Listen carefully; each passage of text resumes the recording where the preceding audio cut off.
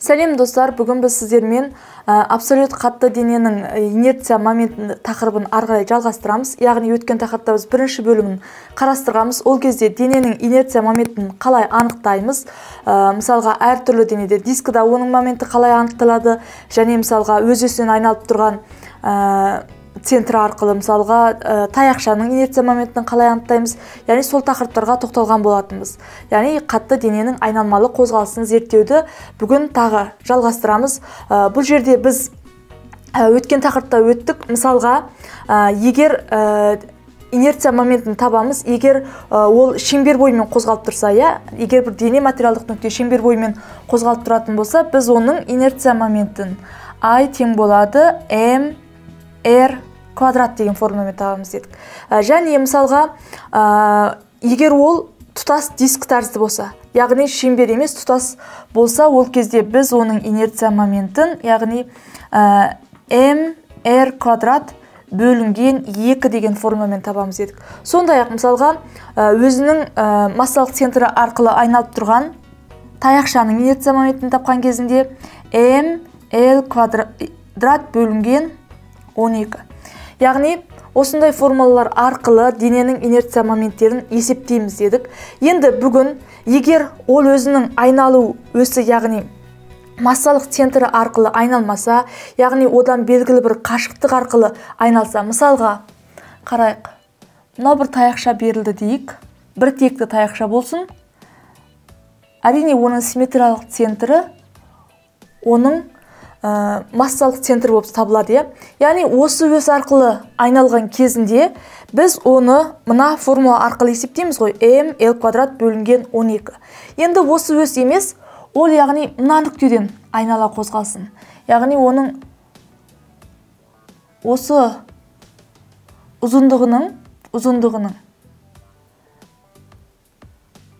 4/1 бөлігінде, яғни оның айналу өсі орналассын.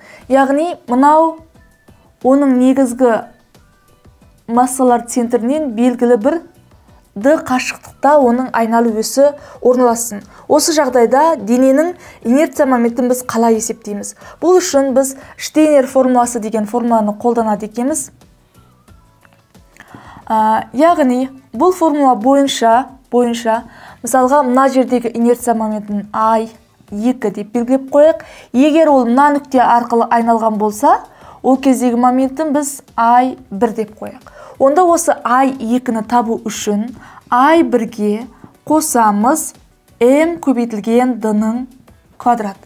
Яғни, мынау оның негізгі масса центрі арқылы айналатын айналу өсінен, яғни жаңағы нақты дәл қазір айналып тұрған нүктесіне дейінгі қашықтықты d деп алатын болсақ, онда демек осы формула арқылы біз оның I2 инерция моментін есептей алады екенбіз. Мысалға, орнына қойып қояйық. I1-ді тура осы жағдай үшін ml квадрат бөлінген 12 формуласымен есептесек болады. Енді орнына қояйық. Сонда I2-міз неше болады? I2 тең болады 12-ден ml квадрат қосамыз, яғни жаңа d-ны айттым, d бұл жерде l-дің 4/1, яғни l бөлінген 4-ке тең ғой. Енді оны квадраттасақ, 4-дің квадраты 16, мынау l квадрат болады. Сонда m-ді қалдырып қояйық, көбейтеміз d-ның квадрат дегенде l-дің квадраты бөлімінде 16 болады. Енді ортақ бөлімге келтірсек, яғни 12 мен 16-ға ортақ бөлім біз 48 берсек, мұнда 4-ден, мұнда 3-ден береміз.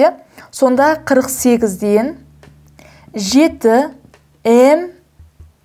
ml квадрат болады. Яғни, жаңа біз мына таяқша, егер мына оның масса центрі арқылы айналатын болса, оны дайын ml квадрат бөлінген 12 деген формуламен есептесек, енді оның айналу нүктесі, яғни ол өзінің массалар центрінен белгілі бір d қашықтыққа жылжитын болса, ол кезде, яғни оның инерция моменті өзгеріп кетеді екен. Яғни 48-ден 7 ml квадрат болады екен.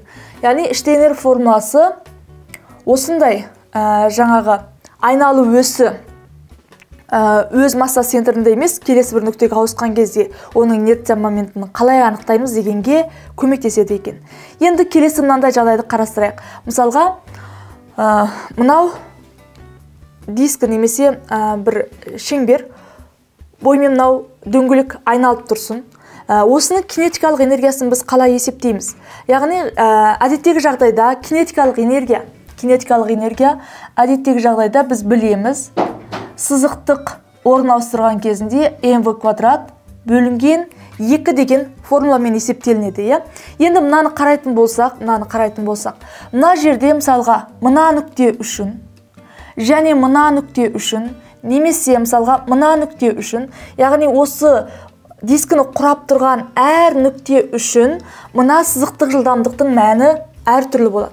Яғни радиусқа байланысты, өйткені сызықтық жылдамдық дегеніміз 2 пиерді т-ға бөлгенге тең ғой. Демек, мынау нүктеден арақашықтық өзгерген сайын, радиус өзгерген сайын, сызықтық жылдамдықтың да мәні әртүрлі болады. Онда біз жалпы осы дискінің кинетикалық энергиясын табу үшін, яғни айналмалы қозғалысының кинетикалық энергиясын табу үшін, біз мынау барлық нүктелеріндегі кинетикалық энергияларының қосындысы қылып алсақ болады екен.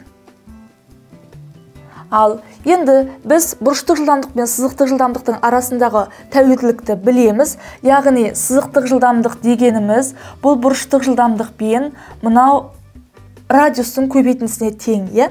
Демек, енді орнына қоятын болсақ, осы мәнді, онда бізде мынандай формуланы аламыз.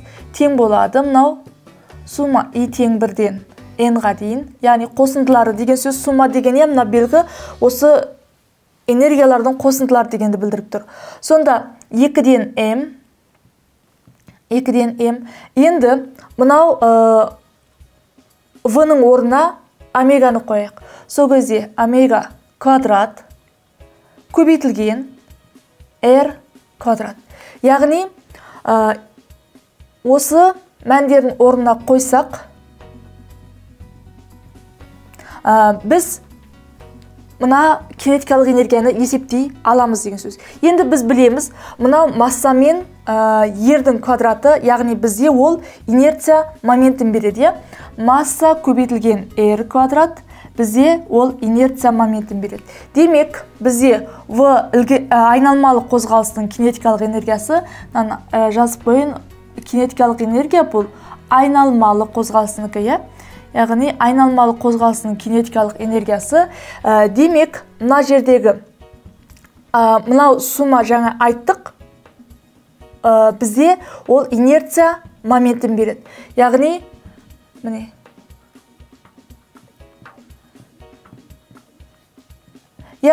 бұл инерция моментін беретін болса, демек 2-ден m, r квадрат дегеніміз айды беріп, мына жерде омега квадрат қана қалады. Сонда 2-ні орнына қалдырайық, m мен r-дің квадраттың орнына айды қойық, сосын көбейтеміз омега квадратты. Яғни айналмалы қозғалыстың кинетикалық энергиясы ол бізде омега квадрат көбейтілген, бөлеміз оны тағы да 2-ге екен. Енді біз сызықтық, яғни ілгерілемелі қозғалыстың кинетикалық энергиясын білеміз ғой, mv квадрат бөлінген 2. Ал толық энергияны табу үшін, демек омега квадрат бөлінген 2-ге қосады екеміз mv квадрат бөлінген 2-ні. Яғни, балалар, бұл жерде қарап отырсақ, мен өткен тақырыпта да сіздерге айттым. Яғни, мынау инерция моменті деген шаманы біз ілгерілемелі қозғалыста жаңағы дененің жылдамдығы алу өлшемін біз массамен сипаттаймыз ғой. Мысалы, массасы көбірек болса, ол жаңа үдеу алуы қиын болады, яғни жылдамдығын өзгертуі қиын болады. Тура сол сияқты инерция моменті осы массаның айналмалы қозғалыстағы сипаттамасы сияқты. Яғни инерция моменті үлкенірек болған сайын, оның бұрыштық үдеу алуы қиындайды. Яғни бұрыштық жылдамдығы да, яғни тезірек өзгермейді деген сөз. Бұл жерде де біз сол инерция моменті мен массаның бір-біріне салыстырмалы ұғым екенін білсек болады. Яғни осы формула арқылы біз айналмалы қозғалыстың толық кинетикалық энергиясын кинетикалық энергиясын, есептей аламыз. Өйткені мысалға мына дене айналмалы қозғалыс жасаған кезінде, мысалы мына дөңгелек былай дөңгелеп келе жатыр десек, ол сызықтық орын ауыстырумен қатар, сонымен қатар ол не істейді? Айналмалы қозғалыс жасайды. Демек, екі түрлі қозғалыс болып тұр. Осы екі түрлі қозғалысқа біз энергиясын, кинетикалық энергиясын жеке-жеке есептеп, ал толық кинетикалық энергиясын тапқан кезінде біз олардың мәнін қосады екенбіз. Енді алда біз осы тақырыпқа практикалық бөлім жасаймыз, яғни осы формулаларды пайдаланып есептерді қалай шығарамыз, соған тоқталатын боламыз. Түсініктірек болу үшін практикалық бөлімді міндетті түрде қараңыз. Осымен бүгінгі тақырып сіздерге түсінікті болды деген ойдамын. Егер қандай да бір түсініксіз жері болса, осы видеоның астына пікір қалдырыңыз, мен сіздерге жауап беремін. Келесі сабақта кездескенше сау болыңыздар.